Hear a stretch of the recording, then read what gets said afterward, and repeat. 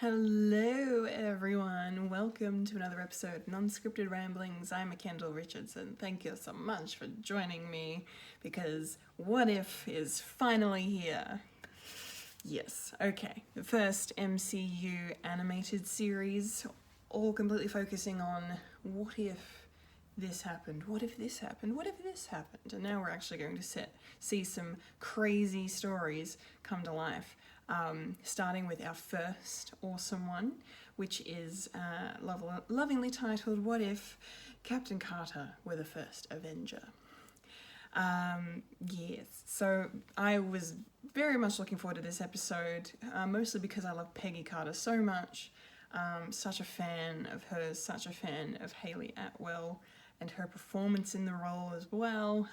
Just love everything about it. So when I saw that one of the main episodes they were doing, and I think when I found out it was going to be the first one, I was so excited. The fact that we get to see Peggy as a super soldier is really cool. So really cool to see that come to life in this lovely animated way. Where should I start? I don't know.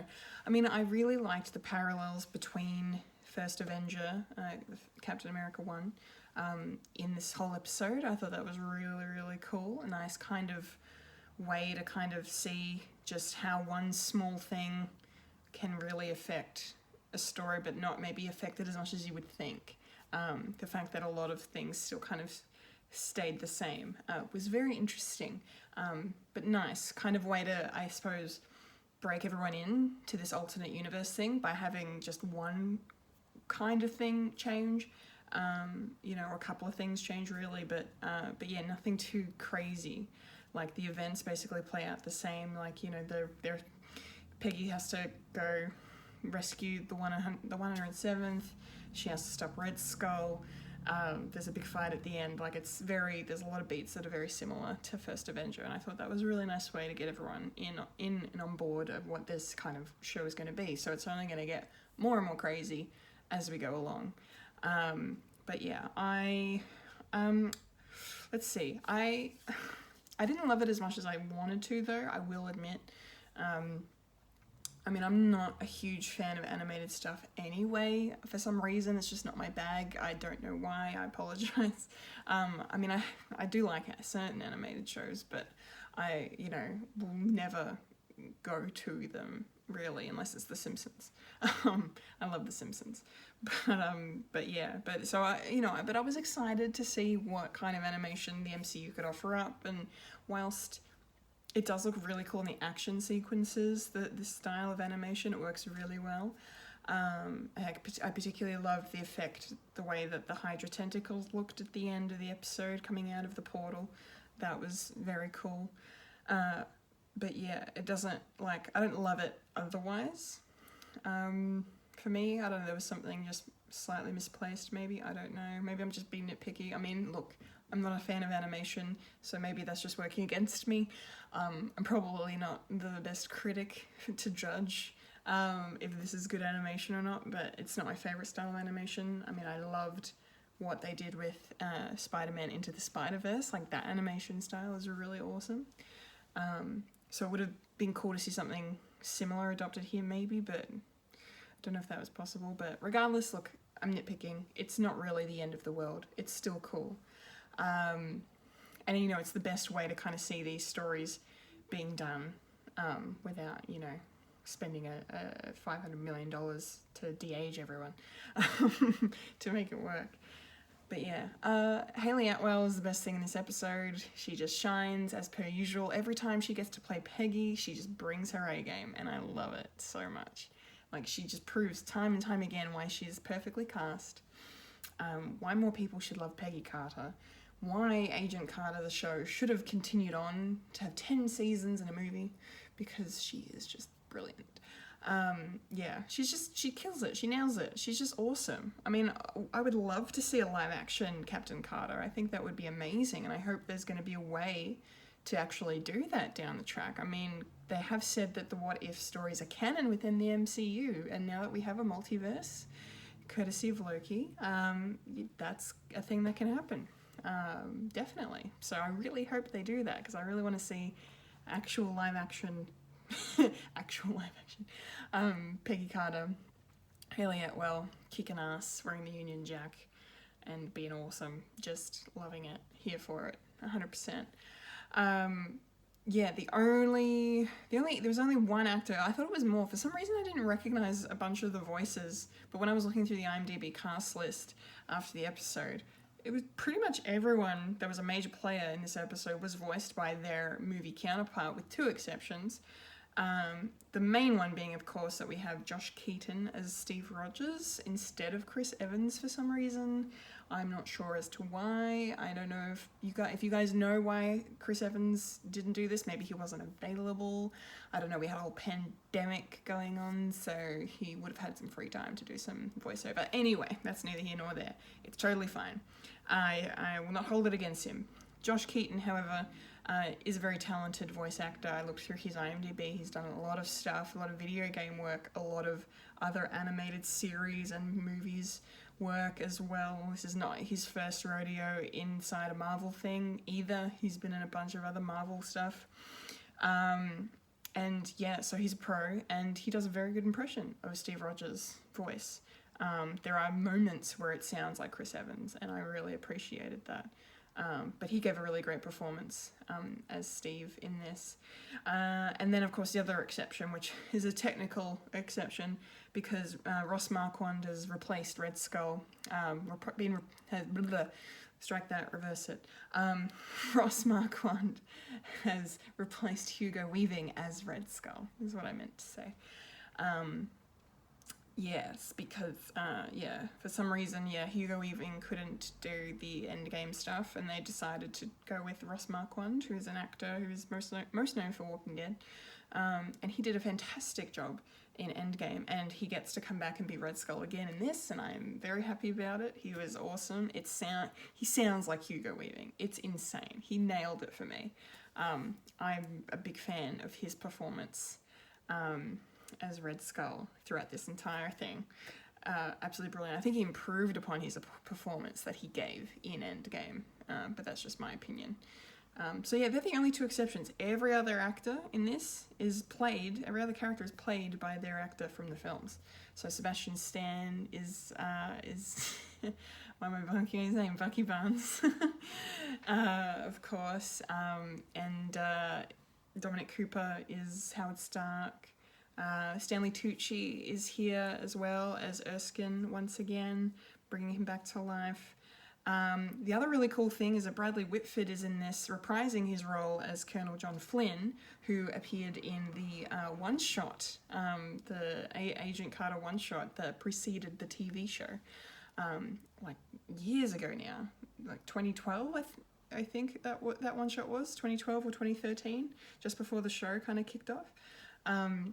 So really cool to see him coming back, and being, a pain in the ass as ever, because, he's kind of blocking Peggy at every turn. Even when she's a super soldier, he's still like, ugh, you're a woman, we're not putting you on the front lines. It really pissed me off, but it made sense, because like the whole thing with Peggy, even throughout the whole movie, First Avenger, throughout her one-shots, throughout Agent Carter, the series specifically, she's always coming up against these barriers of sexism, because it's the 40s, and even though she's very, very capable, there are men trying to stop her from actually achieving her goals and fulfilling, doing some good in the world, and it was so. I mean, it made sense, but it was so interesting to see the fact that they chose that even though Peggy is a super soldier, even though she has the strength of 50 men, basically, they're like, oh, nah, we're not getting you on the front lines. No, it's not happening. We're not doing that. Like, he was even against her having the serum because, of what happened that made Steve not able to have it. So that was a really interesting choice. It makes sense, I suppose, but it was just still really, she's super powered, and you're still not going to let her fight, you sexist pig. Ugh, yeah, it drove me nuts, but again, makes sense. unfortunately. But yeah, Peggy's Nexus Event, I'm going to refer to it as the Nexus Event because that's what they called it in Loki, was the fact that she chose to stay on the floor during Steve's transformation instead of what she did in the film, was choosing to go back like upstairs into this room where she was away from it all. Again, sexism. So she decided to defy people and stay on the floor to be close to Steve and see, and that's when, you know, OR2, the Watcher, chimes in, voiced excellently by Jeffrey Wright, of course, and says that this is, you know, this is the moment where Peggy Carter became something else, basically. I'm paraphrasing, but yeah, that happens. The interesting thing about it is that I kind of had to really on first glance I kind of was just like, but Richard Armitage's character's there and he still attacks. Peggy had nothing to do with it. He just attacked earlier for some reason than in the movie. But I think what we're trying, I kind of had to think about it like a bit more afterwards, but I think what they're trying to imply is the fact that Peggy choosing to stay on the floor, she noticed him and forced his hand to attack. I think that's what they were doing. I missed it the first time I watched it, so that's on me, I guess. So yeah, that makes sense. So Richard Armitage's Hydra agent attacks and shoots Steve, so he's too injured to the point where he cannot have the serum because it'll probably kill him. And then they're like, we need someone to go in, and they try and get Howard Stark to do it, which is like, nope. I love that Howard's like, yeah, no, I'm not doing that. And then yeah, Peggy just jumps in, so that's kind of how we get that. But yeah, I really loved, there's a lot I loved about this episode. Like, while I didn't like love it as much as I wanted to, there's still some really cool things, like the beginning with the Marvel Studios logo. Again, they've put their own what if spin on it. Every show so far has had a different twist on the Marvel logo, and here it turns into an animated one that matches the style of animation used in the show. That's very cool. And I really enjoyed a lot of the fight scenes, a lot of the action sequences in this. Like, the animation really does serve to amp up those fight scenes. The choreography there that they've animated, the action stuff looks really great. I really particularly loved the first scene that we see Peggy as Captain Carter. She hasn't been given the role of Captain just yet, I don't think. But this is when she when she actually takes down some Hydra agents. So she ends up going after Arnim Zola, who has the Tesseract, and for some reason she ends up, you know, stopping them, and they get the Tesseract way earlier than they would have in the main timeline, which is interesting. But I really liked the whole that whole fight sequence where she's just taking them down one by one, and there's this one guy who's like, "You're no match for me, little girl," and then, you know, she just ends him. I'm like, well, cool. It's fine. But I love the how enthusiastic she is about it, and the way I nearly call her Peggy Atwell then, that's funny. The way Hayley Atwell plays it as this, like, you know, she's just so happy and excited, and oh my god, I can do this, let's do it again. Like, she flips a truck and she's like, let's go for another one. I thought that was really fun. Another action scene I really enjoyed was there's a lovely montage with Captain Carter and Steve Rogers. So because Howard gets the Tesseract so much earlier than he would have, he kind of creates the first Iron Man suit, and it looks a lot like the Ironmonger. So Obadiah Stane's suit in the first Iron Man film. It also really reminded me, because it's animated, it reminded me of the Iron Giant quite a bit. Which brought me some feels. But Steve Rogers ends up suiting up as the Hydra Stomper, they call it. And there's this beautiful sequence of him and of Peggy fighting together side by side, and I really loved it. I loved the way it was staged, animated, and it had the fact that it had the old school kind of 40s music going over it at the same time was really cool. I like that a lot. And it's just such a great shot seeing Peggy riding on the back of the Stomper suit, whilst, you know, like Peggy and Steve together like that, fighting together like that. The fact that Steve Rogers doesn't even have a serum doesn't even matter in this. He's still badass, he's still awesome, he can still fight.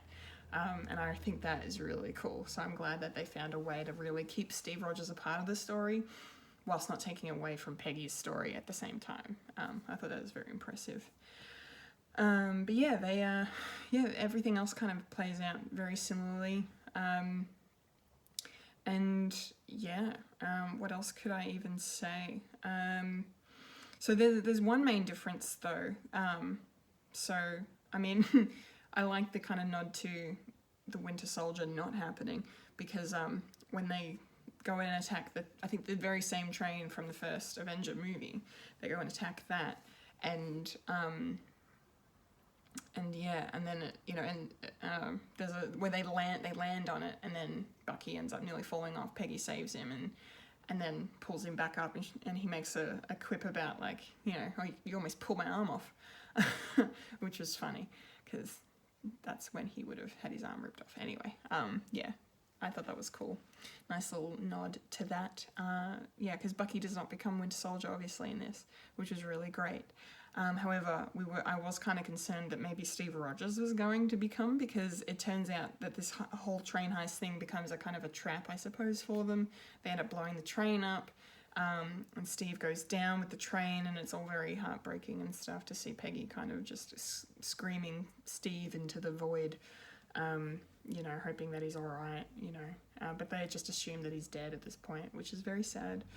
And then we're like, oh, okay, well, I suppose Steve Rogers was never really meant to actually live a proper life back then, which is sad. But no, everything works out fine, because, yeah, then we end up with the fact that Red Skull gets the Tesseract from the suit, the Hydra Stomper suit, and Steve is now held prisoner by Red Skull and Hydra. Because, yeah, Red Skull ends up using the Tesseract to summon the actual, like, Hydra monster from mythology. Now, this first watch, this was interesting to me, because I was like, first off, how the hell did he know to summon this monster? Because in the first Avenger, in the Captain America 1, when he actually holds the Tesseract in his hand and is transported to, we now know, Vormir, you see the confusion and the shock on his face, like he doesn't know what's happening, where he's going, what's going on. This isn't supposed to be happening, blah, blah, blah. So my thought was, how the hell did he figure out how to summon something when we know for a fact that he doesn't know how the Tesseract properly works? I thought that was a bit weird, but upon second examination, I think it has something to do with the fact that, so when, at the start of the movie, that the whole scene plays out the exact same, where Red Skull and his, you know, his Hydra forces go to Tonsberg in Norway, which is now New Asgard in the main timeline of the MCU, and you know, that's where they get the Tesseract from. And in the movie, there's that lovely big wall that's detailed. It has Yggdrasil on it, and references to the World Serpent as well, which is really cool. So lovely mythology.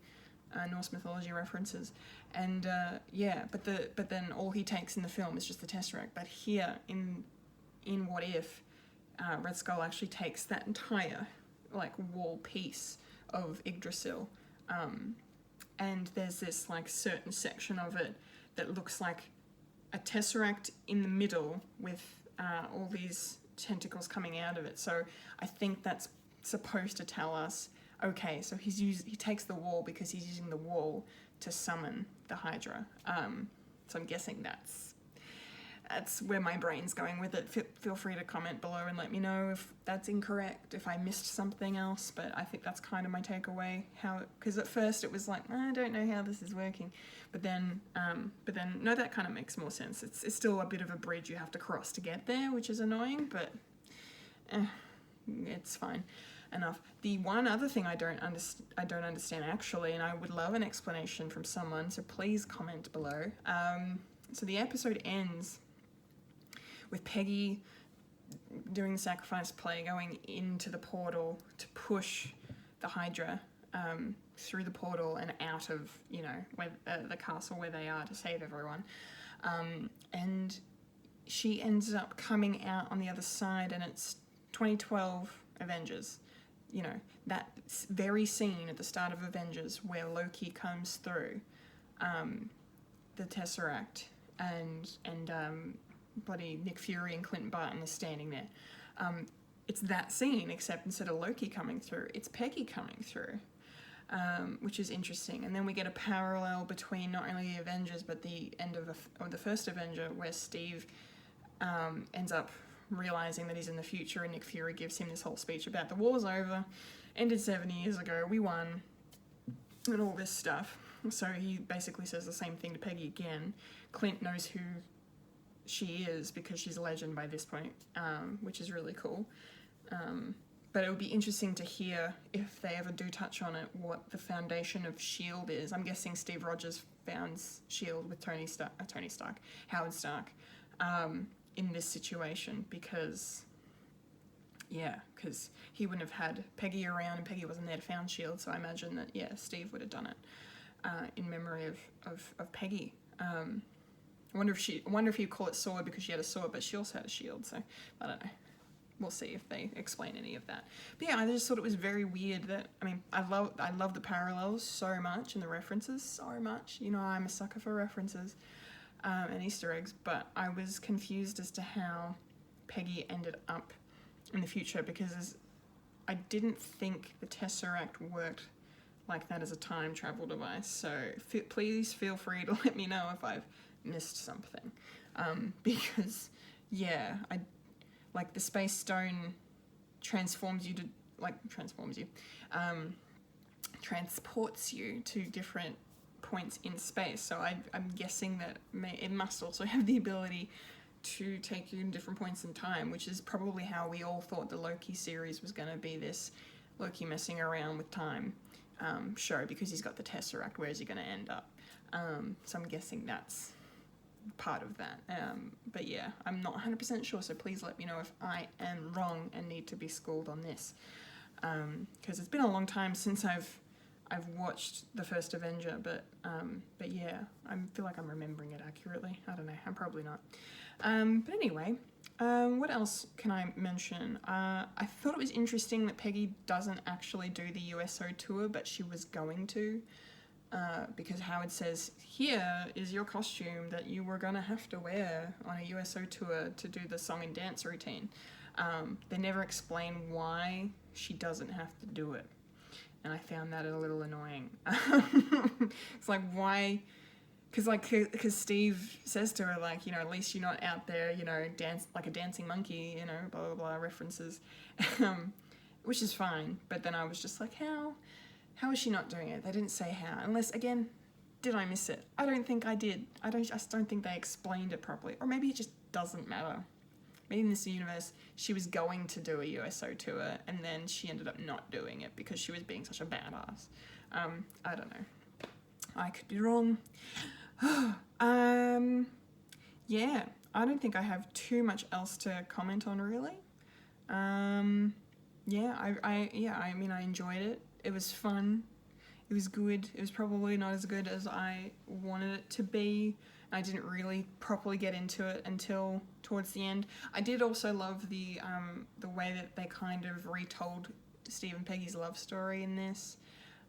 It kind of advanced a bit quicker in this, because in the scene where, you know, in the first Avenger, and Stucky stands are going to be pissed about me mentioning this, but in the first Avenger, when, you know, there's the scene with Steve and Bucky, and Steve's explaining to Bucky that he can't get drunk, and, you know, they're having that lovely moment, but then here we have that exact same moment, except it's Peggy and Steve, and at the end of it they end up almost kissing,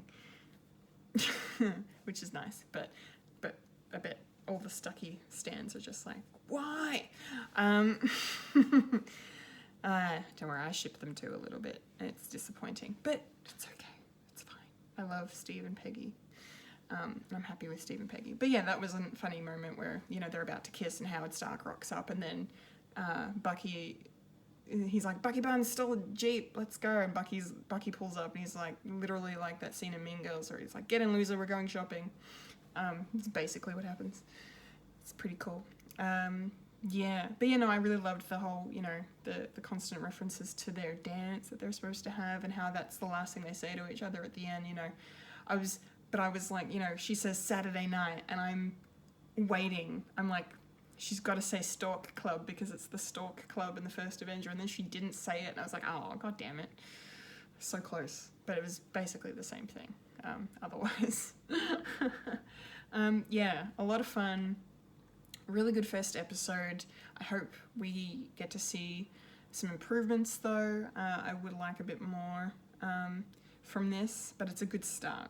It is definitely a good start. So I'm very keen to see where it goes.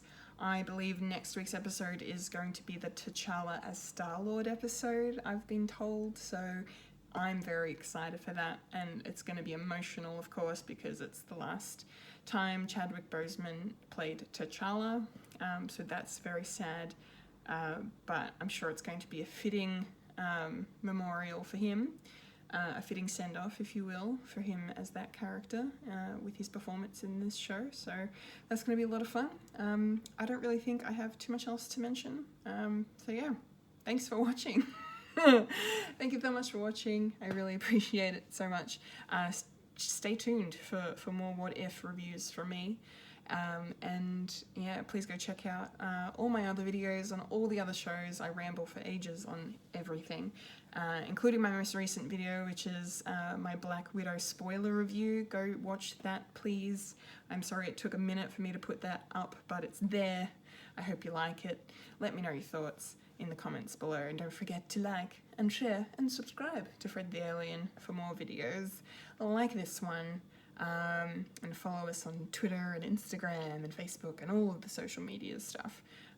Would really appreciate it. And engage and comment and review and all of that stuff. Please, that would be wonderful.